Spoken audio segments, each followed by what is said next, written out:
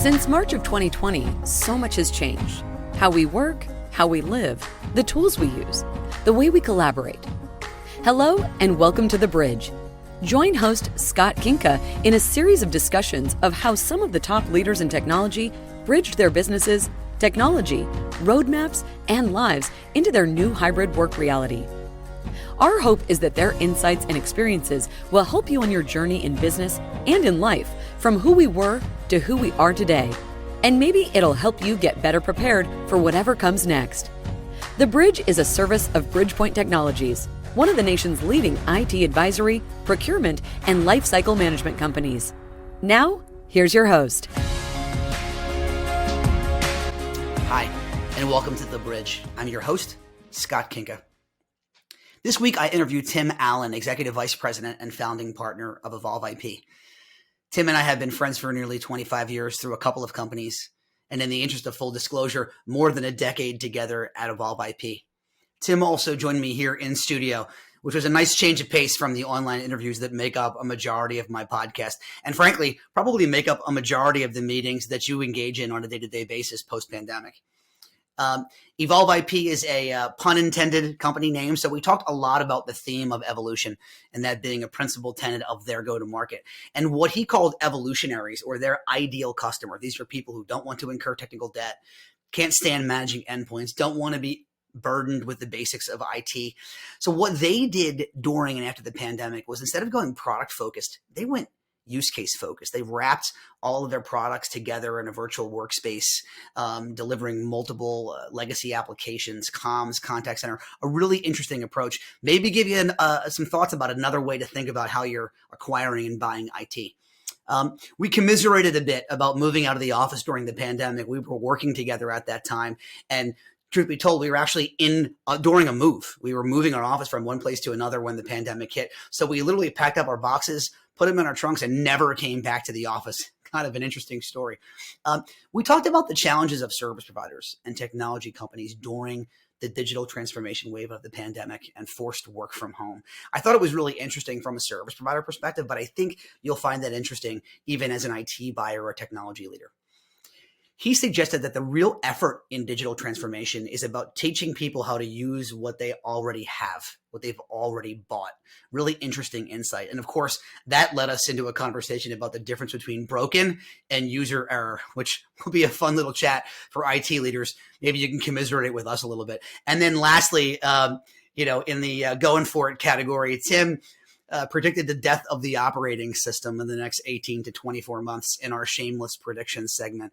I'm sure he was being a little bit melodramatic for effect, I'm sure, but he makes some really great points that I think are valuable for us all to think about. So you don't want to miss this episode. Let's get to it. Here it is, my interview with Tim Allen of EvolveIP. Hello, welcome to The Bridge. I am Scott Kinka. The Bridge is a service of Bridgepoint Technologies. And on The Bridge, we talk with tech leaders and visionaries about their business pre-pandemic and how it's changed since, and how they've reacted to it, in their personal lives, how they've reacted to it inside of their own businesses. And our mission is to get IT leaders, tech leaders, to understand and maybe learn from some of these visionaries, how they bridged that gap. So our guest today is Tim Allen, Executive Vice President and founding partner of EvolveIP. Welcome, Tim. Thank you, Scott.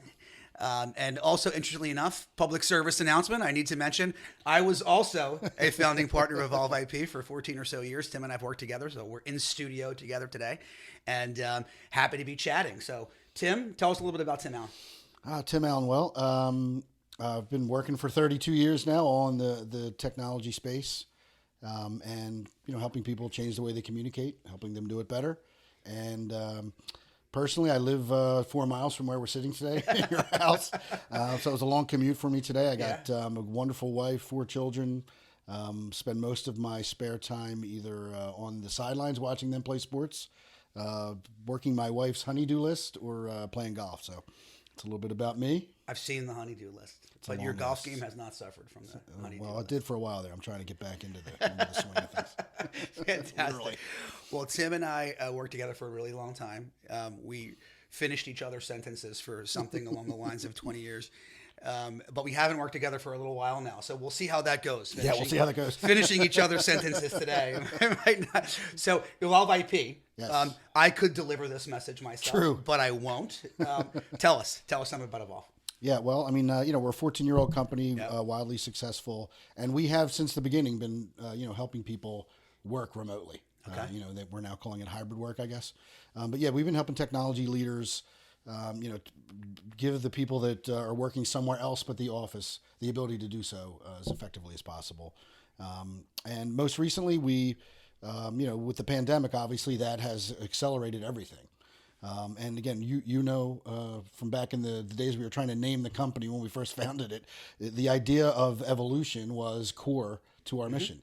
We knew people were going to buy things differently. They were going to, there was always a way to buy technology, and then there was a new way to buy technology. And we were going after those evolutionaries, if you will, those people that were like, I don't want to incur technical debt. I don't want to manage endpoints. I don't want to, buy hardware, buy software, hire people to make it all work, spend the money to do it. I want to find people that are doing that for me so that I can do other things. So, that's what we do, and our suite of solutions now addresses the hybrid workforce directly. We help people collaborate. The people that are ready to turn Microsoft Teams or WebEx into a phone system, which is becoming a larger portion of the people we talk to as time goes on. We help those people really understand the financial and the technical benefits and realizations of making that move.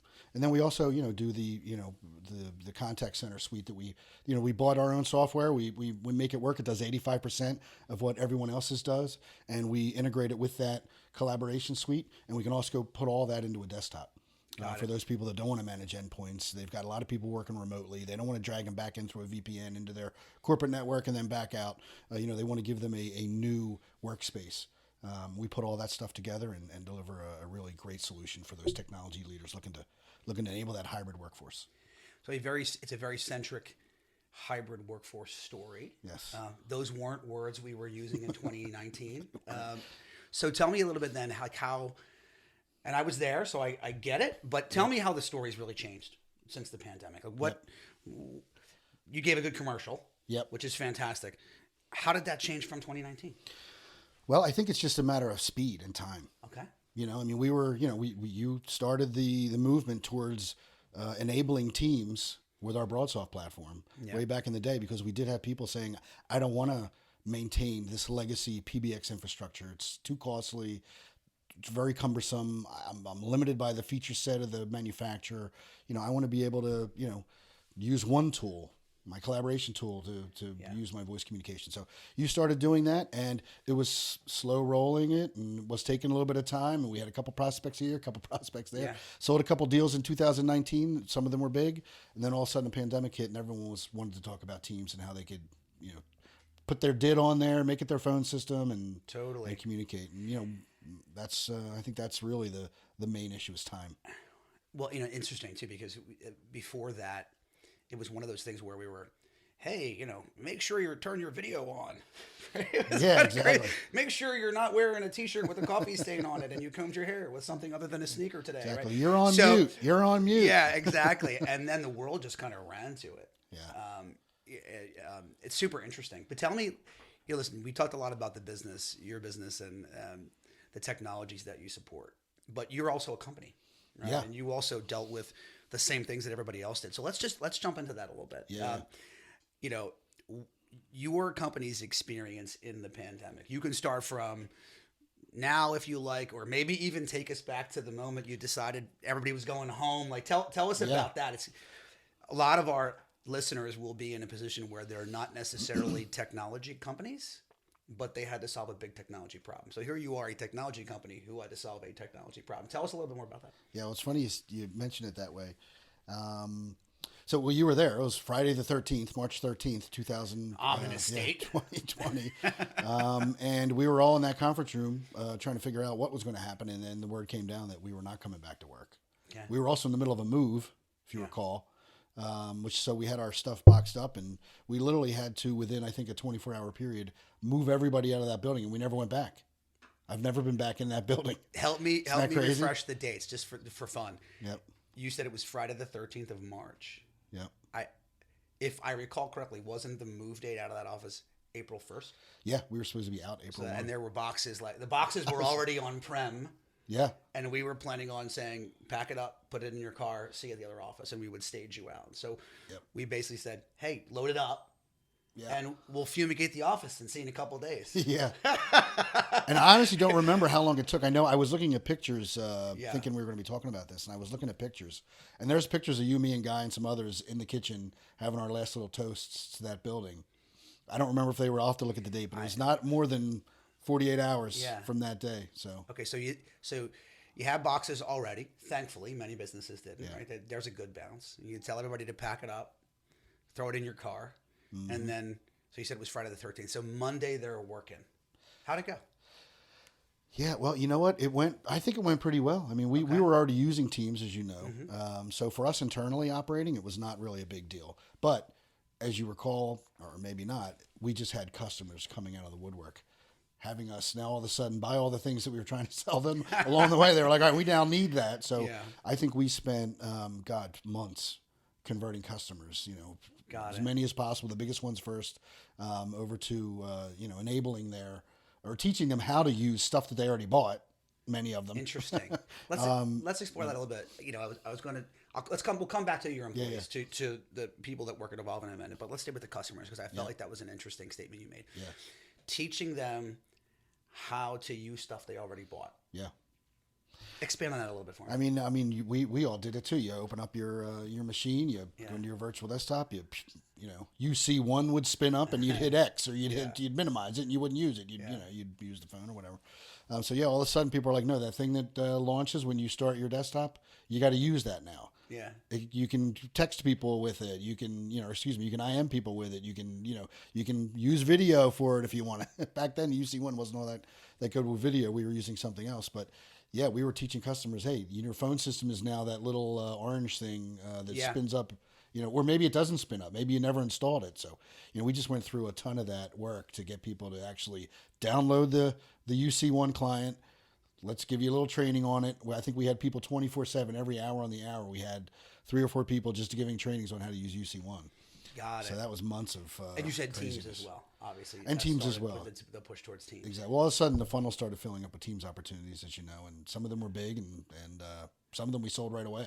It became just turn it on. Yeah, it's like turn it on. How does it work? We don't care about the phone systems. No one's in the buildings where the phone system is.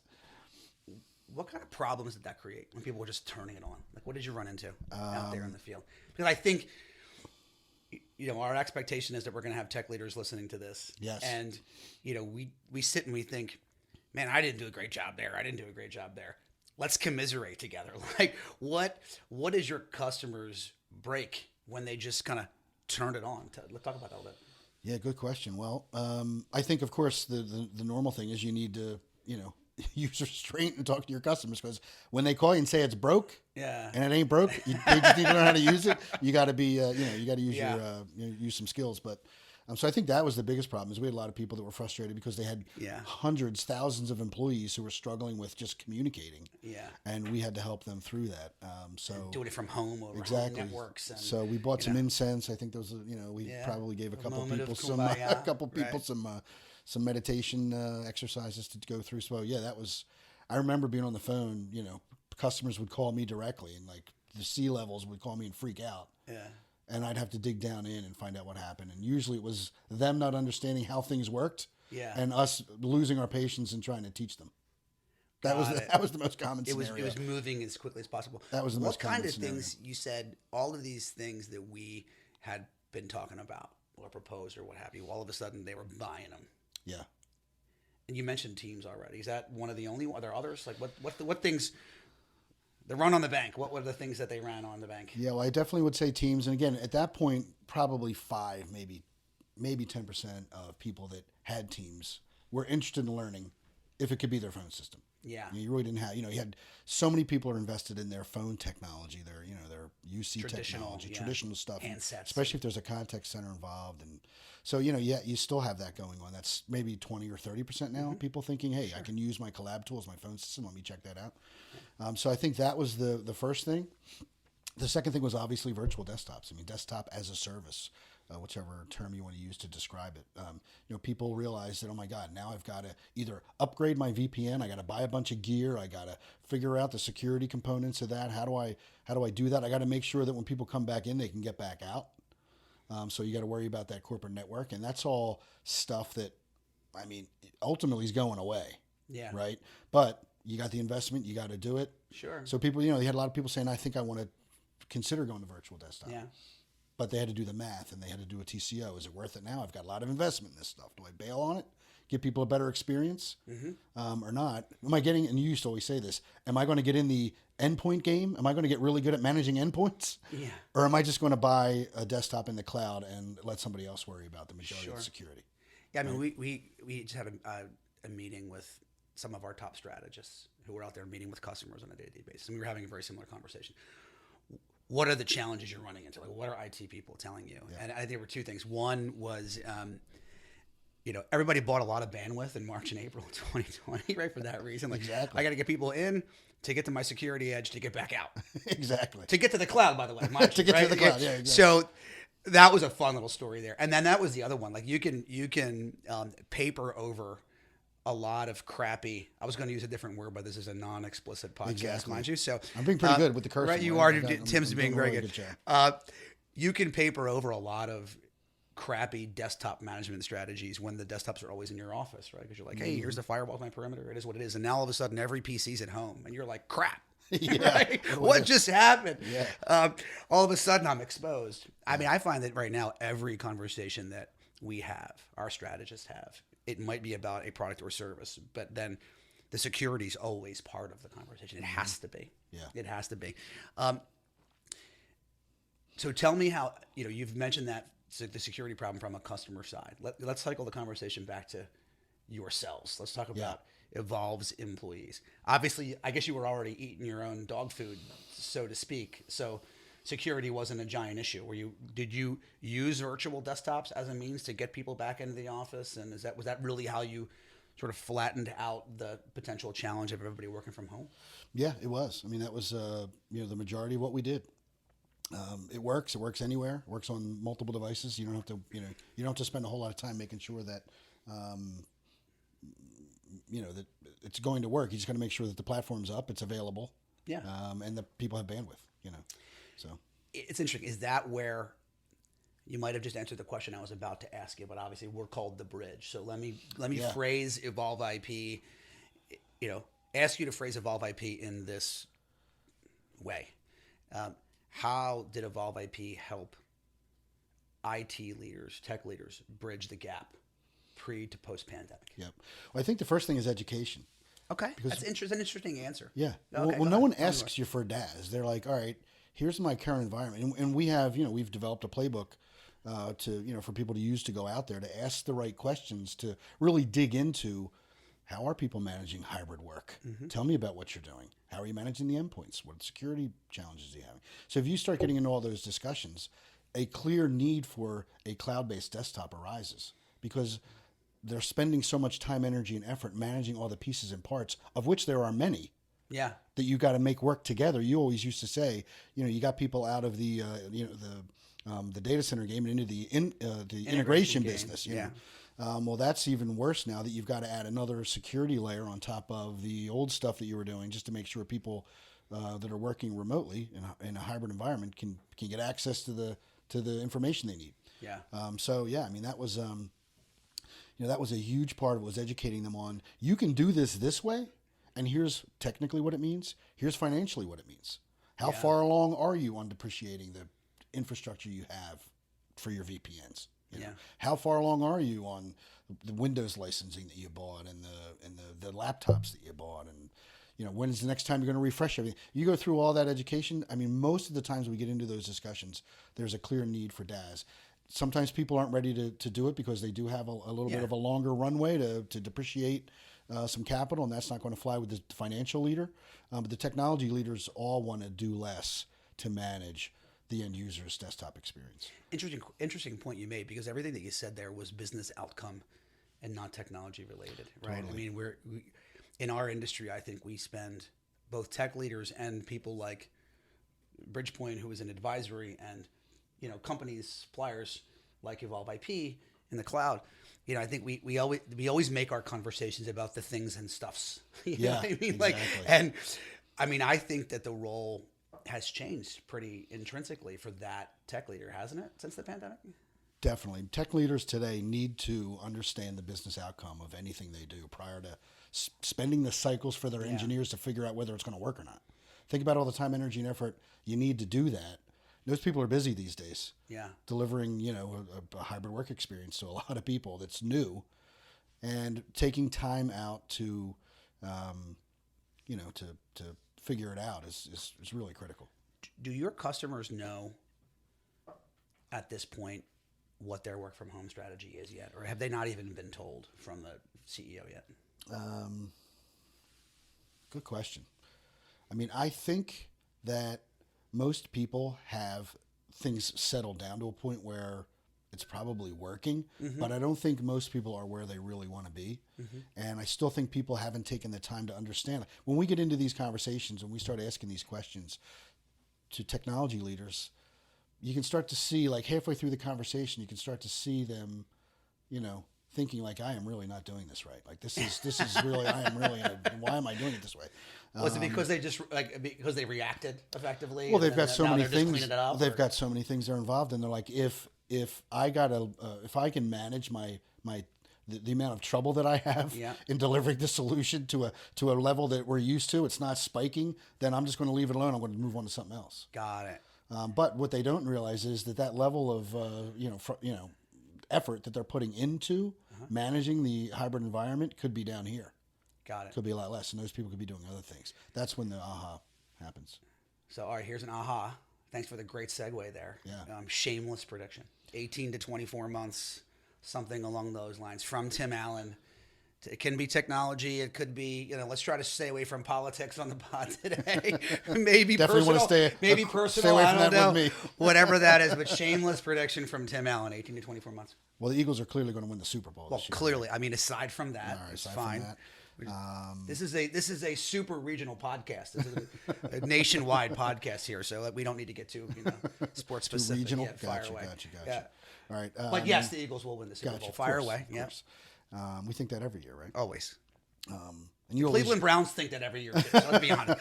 Fire away. Do they? I don't know. The Browns are probably pretty much beaten down. No offense to anyone in Cleveland, but all right, shameless. Of which we have many a friend. Yes. Many a friend in Cleveland. Be shameless. I mean, I really do believe that. Well, I think this is a safe one because we've been watching the numbers. Yeah. More and more people will use their collaboration platform as their phone system. Okay. I definitely think that's something that we're seeing. I know, pick a pundit. Yeah. Gartner, Forrester, Frost and Sullivan. Yeah. They're all saying that, and we see it. We see and the big public companies that are in that UCaaS space are also delivering integrations to it, right? Yep. So rather than fight City Hall, they're going, you can't beat them, join them. Exactly. So, Yep. Yeah, and I think I know. I think Microsoft will again maintain their share, maybe gain more. They're in the 60-65% range. I think they'll gain more. I think Cisco is starting to come around with WebEx. Okay. And I know some of the the other players in the market that are traditionally UC providers that have added collab. Will get there. They'll keep their share. And then of course you've got Zoom, who has become a verb through all this. Yeah, Zoom. And they're working real hard to do that as well. So so you're going to have options. I also think that the workspace or the desktop environment is ultimately going to all move to the cloud. I think people are going to, whatever device they're on, wherever location they're at, they're going to be able to go to one spot, and all the apps that they need to do their job is going to be available somewhere in the cloud. Yeah. So that they don't have to, worry about. So I'm going to prod you. I'm going to prod you on that then. Yeah. So what Tim Allen just said, everyone, is that he's predicting the death of the desktop operating system in the next 18 to 24 months. Is that what you just said? That's what I just said. Yeah. Okay, perfect. We'll come back and look at that. I don't know about death because you're going to have for everything but Bob's accounting app in Visual Basic 7. You will. Okay, no, I get it. That makes a lot of sense. All right, fun question time. All right, here we go. Particularly since you just threw the Eagles thing out. All right, you get to choose to play one role going forward. Here it is: the bass player in your favorite band. Hold on. Supporting actor in your favorite movie, supporting actor.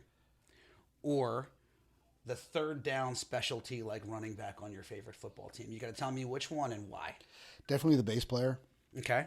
And I would probably, I mean, I can't replace Larry Mullen in U2, but I mean, I'm thinking Dead and Company. I was there Wednesday night. I think I could probably, I could probably pull that off. You could do that. That would be fun. Could yeah, you? Dead that and would Company? be fun. Yep. Oh, you're playing with a pretty good guitar player there now. Absolutely. I don't know. Your weak bass player skills with John Mayer playing guitar in front of you, I'm not exactly sure. You might have been able to get along with Jerry back in the day, but I'm not sure on Mayer. But we got to wrap up because we're running out of time. No problem. Last words here. Where can we find you? People want to learn more about EvolveIP. What should they do? Well, certainly, if they want to learn more about EvolveIP, they can certainly, come to your podcast, listen to your podcast, right. Bridgepoint's podcast, and of course, our website is has a really good representation of what we're doing for people in the marketplace. There's tons of educational information there. There's tons of case studies, tons of information on how we're helping people deliver a hybrid work environment, helping tech leaders deliver that hybrid work solution. And that's at EvolveIP.net. Correct. All right, EvolveIP.net. Check that out to learn more about EvolveIP. See a little bit more from Tim Allen. I know his mug's all over that website, and he's a prolific writer on that blog. So we'll I don't know about that. We'll make sure that that's there. Tim, thanks for joining us today on the bridge. Super happy to have you. It was nice to be able to do this in studio, to actually have somebody here with me having coffee. Yeah, absolutely. I would probably be here, if you invited me over coffee anyways. Fantastic. The fact that we can tape ourselves is kind of fun. It's awesome. Tim Allen, EvolveIP, thanks for joining us here on the bridge. Thanks. Listen, if you made it this far, there must have been some good content, or you're just a fan, or a relative of mine. In either case, we appreciate you spending your most valuable asset with us, your time. We don't take that lightly. We'd also like to say one more time that we are appreciative of Bridgepoint Technologies and their belief and sponsorship of this show. We hope that if you or someone you know is thinking about your company's digital transformation or simply the next IT project that you may not have the resources, budget, or time to get to, I'm sure that Bridgepoint, one of the country's fastest growing technology advisory and procurement firms, can help. Check out Bridgepoint at bridgepointtechnologies.com. Don't forget the E on Bridgepoint. Or simply reach out to me at Skinka, SKINKA, at bpt3.net. Also, take a minute, please, if you would, to give us a 5-star review on your favorite platform. It helps give us the visibility to reach other people like you. Thanks for listening to this episode of The Bridge. I am Scott Kinka, and until next time, there's a lot of noise out there. In business and in life, do what you can to be the signal. Thanks.